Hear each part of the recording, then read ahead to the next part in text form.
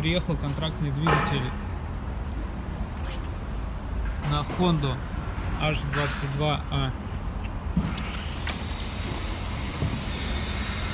Без пробега по России. Мотор приехал из Японии с более совсем навесным. Транспортное ничего не поломало. Мотор чистенький, потеков нету.